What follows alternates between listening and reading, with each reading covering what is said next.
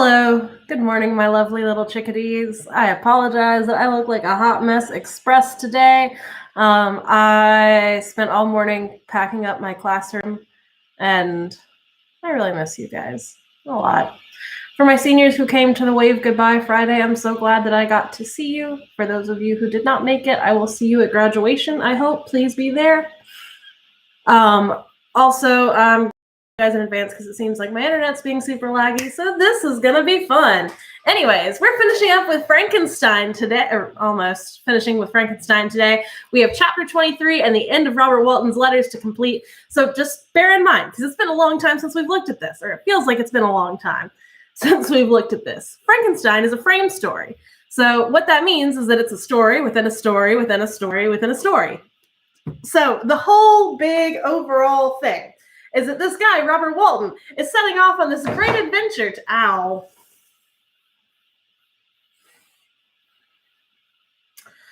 You know, I thought when I stopped having to go into the building, I'd stop running into things. I've almost lost my permanent bruises from desks, but apparently I'm just going to keep getting weird ones.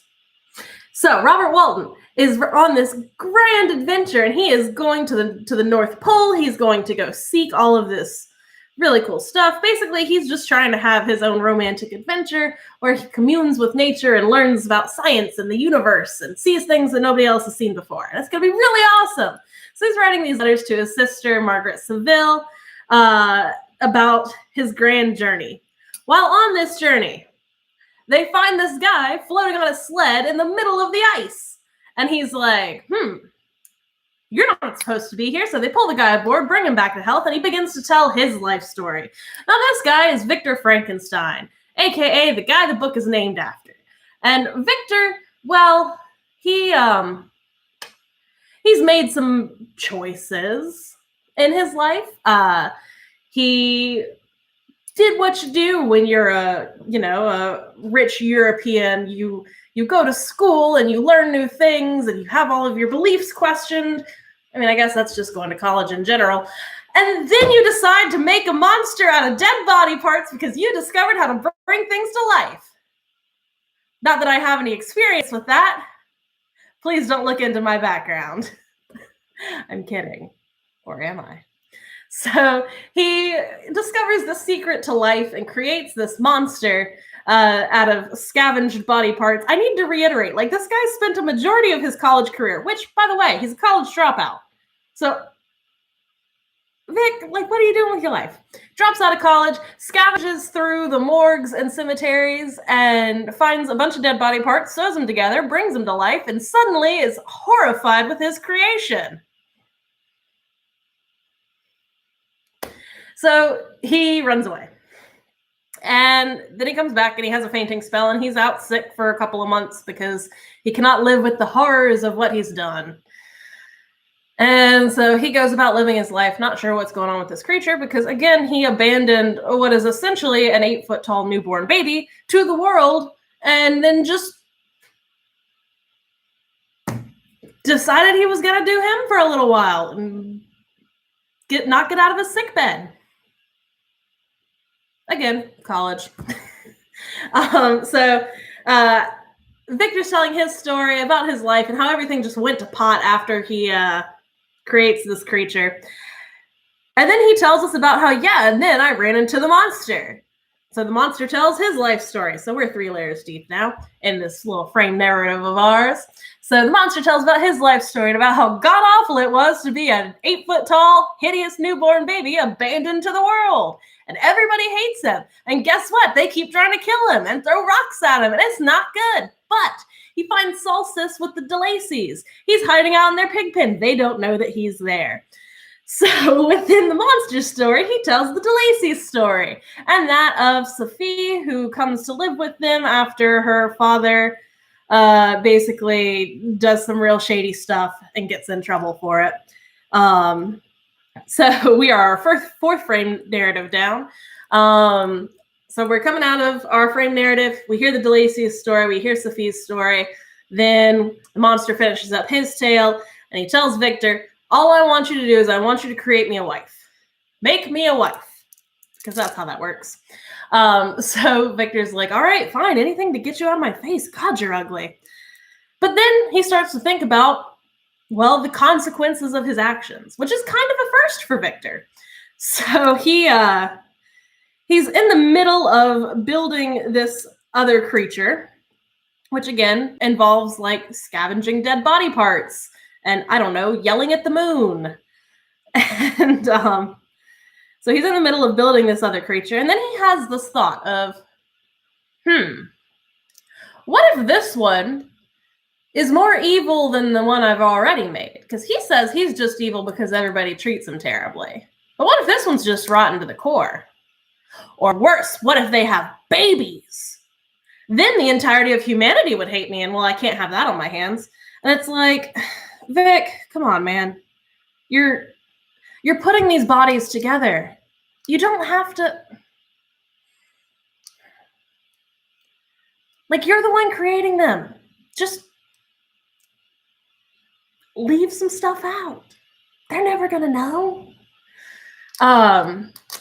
So he decides not to create the second monster, and he goes and he throws it into the middle of the ocean. The creature is not happy about this, so he adds again to his death count. So now we're up to the creature killing Victor's little brother William, inadvertently being the cause of Justine's death because she's the one who got blamed for William's murder. And now he's added Henry Clerval to the list. So Victor again falls to a fit of insanity and rolls around on the floor in a dungeon for a little bit because he's been accused of murder, and him saying that he's the one who did it because he created the monster is not really helping his case any, Victor. But eventually he is released about a year later. And so he returns to his hometown of Geneva, where he and Elizabeth get married. Yay! And it's great. Unfortunately, because he broke his promise to the monster, he is scared to death of the monster's revenge, because the creature said, "I will be with you on your wedding night." Now, Victor, being self-centered and a little bit of an idiot, assumes this means that he is going to die on his wedding night. So he is armed to the teeth. He's got like a pistol under each arm, and he's got he's ready to fight because he knows he's probably not going to win. He built this thing. It's massive. It's huge. It's muscular. It can run faster than anybody he's ever seen. It can live in these outrageous environments. And so he's probably going to die if he fights this thing. So he's ready to go. Unfortunately, you remember how I said that thing about Victor being self-centered? Unfortunately, the monster doesn't go after him. Instead, he goes after Elizabeth. So Victor is patrolling the inn that they're staying at, and suddenly he hears Elizabeth scream bloody murder, and he comes in, and he can see the fingerprints from where the monster has strangled her around her neck. And he freaks out. And again, almost falls into an anxiety-induced coma, which, like mood, but also you've got a murderer on the loose. He's pretty close by. So he holds it together. He keeps himself in check, and he attempts to get everybody to help him. Now, from here, he returns to Geneva, has to break the news to his father and his remaining family members that, oh yeah, by the way, Elizabeth's dead. I'm sorry. It was a murder. And he attempts to go to the constable and tell him, like, hey, there's a murderer on the loose. It's this 8-foot-tall, massive creature made of other people's body parts that's running around. And the guy is like, sure, Jan. Listen, there's not really anything we can do. He could be anywhere by now. Also, if he's as massive as you say he is, then we probably wouldn't be able to take him down. So now we're here. And I've ranted for 10 minutes about this story. I'm so sorry for wasting your time. So, at the end of chapter 22, Victor swears his revenge. And that's where we're picking up with today. Chapter 23. My present station was one in which all voluntary thought was swallowed up and lost. I was hurried away by fury. Revenge alone endowed me with strength and composure. It modeled my feelings and allowed me to be calculating and calm at periods when otherwise delirium or death would have been my portion. My first resolution was to quit Geneva forever. My country, which, when I was happy and beloved, was dear to me, now in my adversary, became hateful. I provided myself with a sum of money, together with a few jewels which had belonged to my mother, and departed. And now my wanderings began, which are to cease but with life. I have traversed a vast portion of the earth, and have endured all the hardships which travelers in deserts and barbarous countries are wont to meet. How I have lived I hardly know. Many times I have stretched my failing limbs upon the sandy plain and prayed for death. But revenge kept me alive. I dared not die and leave my adversary in being. When I quitted Geneva, my first labor was to gain some clue by which I might trace the steps of my fiendish enemy. But my plan was unsettled, and I wandered many hours around the confines of the town, uncertain what path I should pursue. As night approached, I found myself at the entrance of the cemetery where William, Elizabeth, and my father reposed. I entered it and approached the tomb which marked their graves. Everything was silent, except for the leaves of the trees, which were gently agitated by the wind. The night was nearly dark, and the scene would have been solemn and affecting, even to an uninterested observer. The spirits of the departed seemed to flit around and to cast shadow, which was felt but not seen, around the head of the mourner.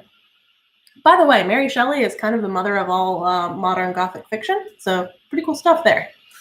You can see why. The grief which this scene had at first excited quickly gave way to rage and despair.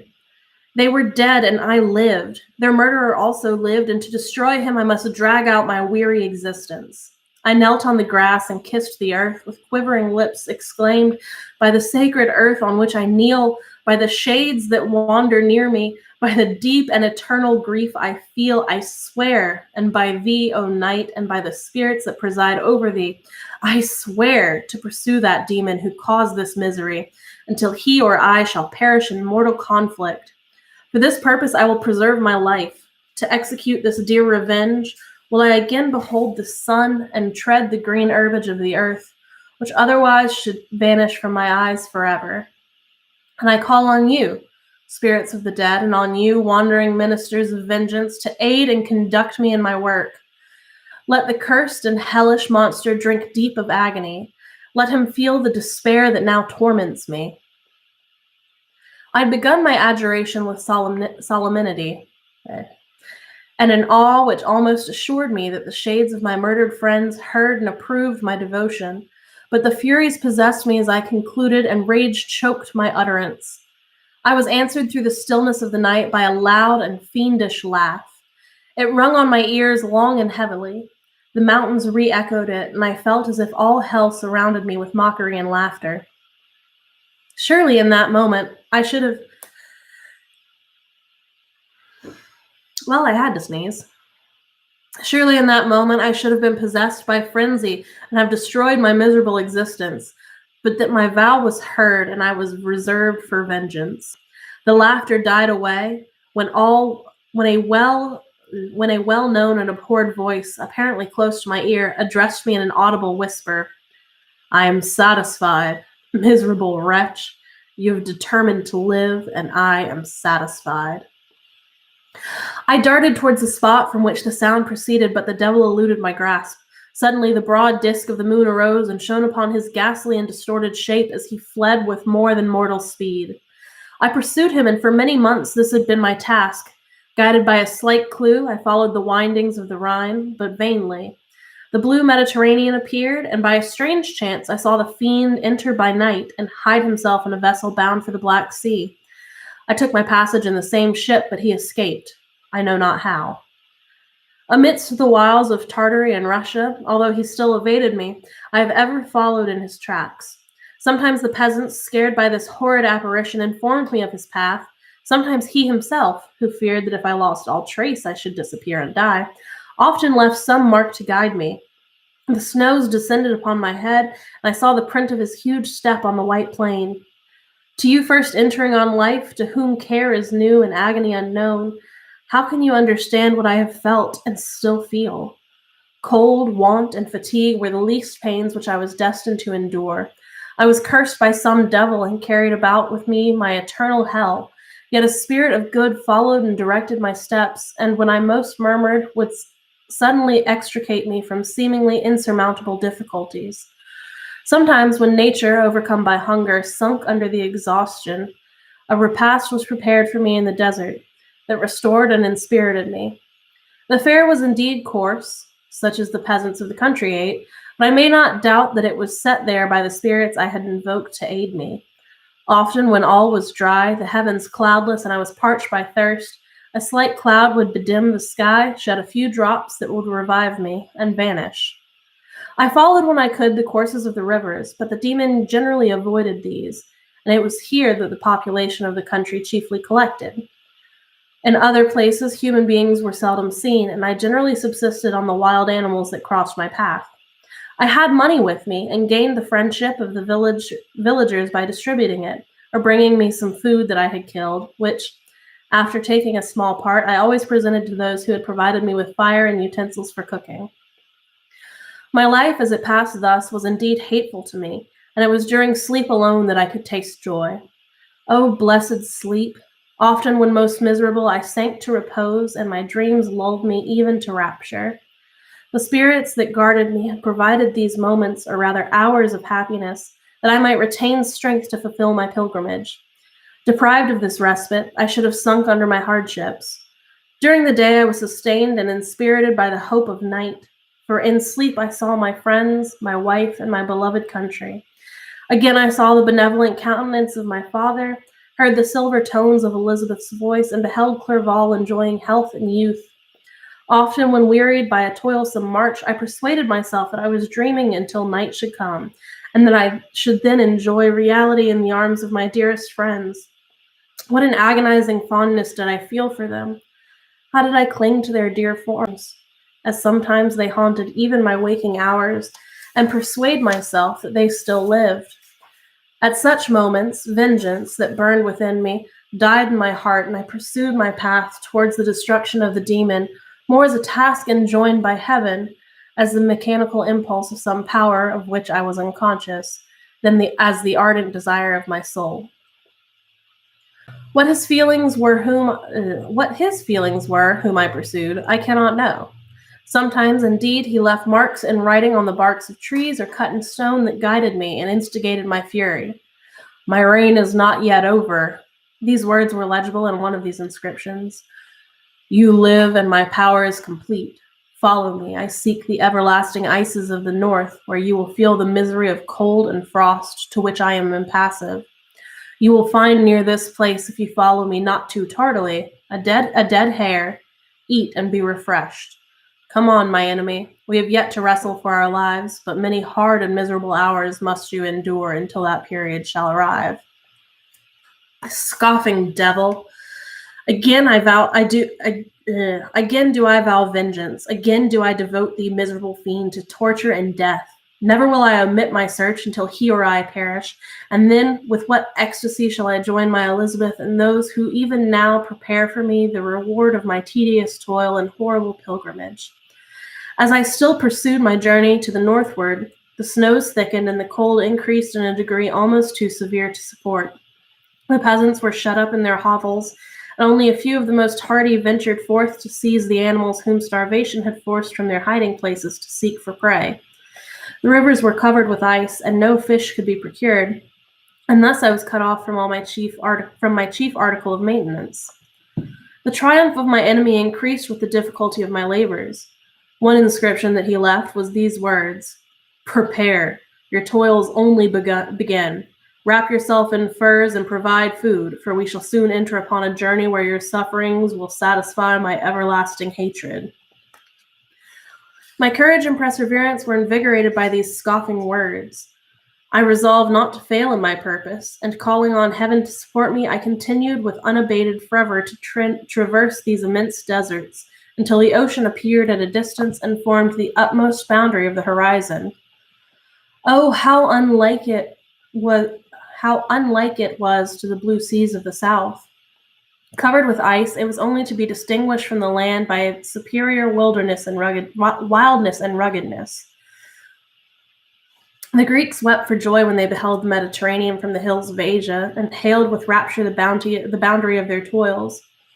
I do not weep, but I knelt down, and with a full heart thanked my guiding spirit for conducting me in safety to the place where I hoped, notwithstanding my adversary's gib, to meet and grapple with him.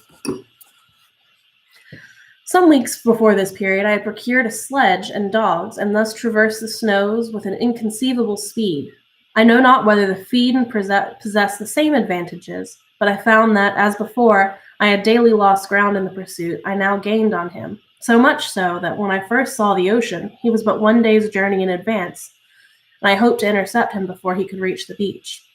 With new courage, therefore, I pressed on, and in 2 days arrived at a wretched hamlet on the seashore.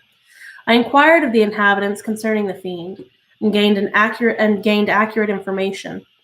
A gigantic monster, they said, had arrived the night before, armed with a gun and many pistols, putting to his flight the inhabitants of a solitary cottage through fear of his terrifying appearance. He had carried off with their store of winter food, and placing it on a sledge to draw what he had seized on a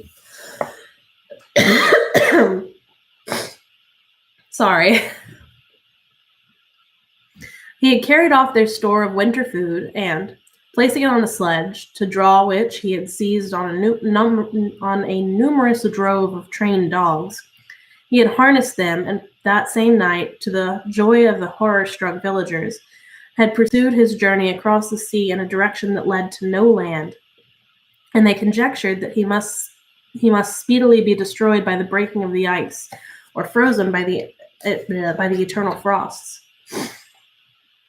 On hearing this information, I suffered a temporary access of despair. He had escaped me, and I must commence a destructive and almost endless journey across the mountainous ices of the ocean, amidst a cold that few of the inhabitants could long endure, and which I, the native of a genial and sunny climate, could not hope to survive.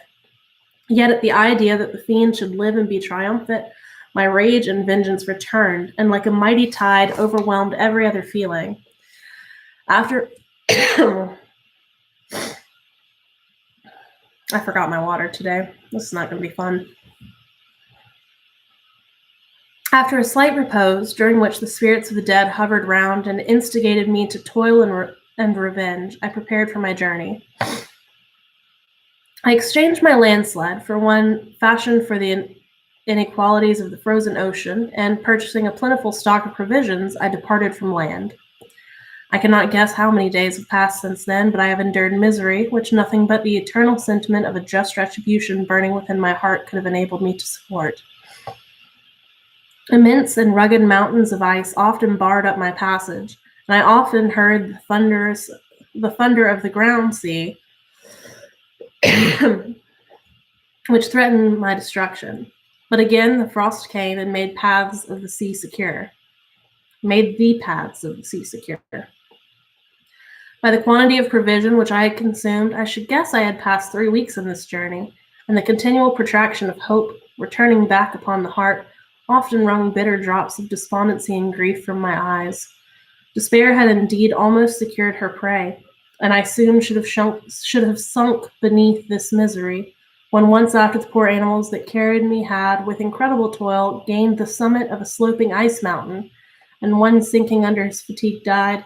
I viewed the expanse before me with anguish, when suddenly my eye caught a dark speck upon the dusky plain. I strained my sight to discover what it could be, and uttered a wild cry of ecstasy when I distinguished a sledge and the distorted portions of a well-known form within. Oh, with what burning gush did hope revisit my heart! Warm tears filled my eyes, which I hastily wiped away that they might not intercept the view which I had of the demon. But my sight was dimmed by the burning drops, until, giving way to the emotions that oppressed me, I wept aloud. But this was not time for delay. I disencumbered the dogs of their dead companion, gave them plentiful portion of food, and after an hour's rest, which was absolutely necessary, and yet which was bitterly irksome to me, I continued my route. The sledge was still visible, nor did I again lose sight of it, except at moments when, for a short time, some ice rock concealed it with its intervening crags. I indeed perceptibly gained on it, and when, after nearly 2 days' journey, I beheld my enemy at no more than a mile distant, my heart bounded within me.